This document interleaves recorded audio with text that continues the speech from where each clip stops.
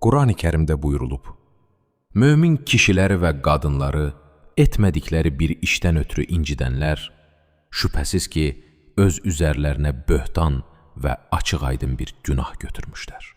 Allahın Peyğəmbəri buyurub: Mömini incidən şəxs, şübhəsiz ki, məni incitmişdir.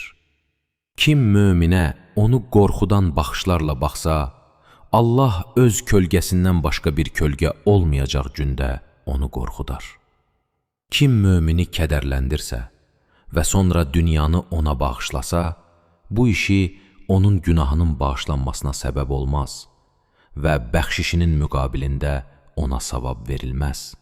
Cəmaatı incitmə, çünki başqalarını incitməmək sənin özün üçün verdiyin sədəqədir.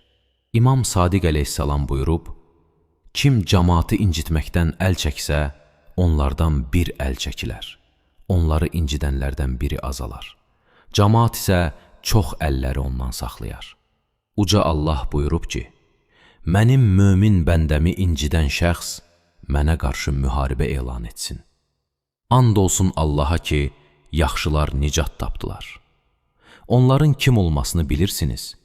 Onlar qarışqanı da incitməyən kəslərdir.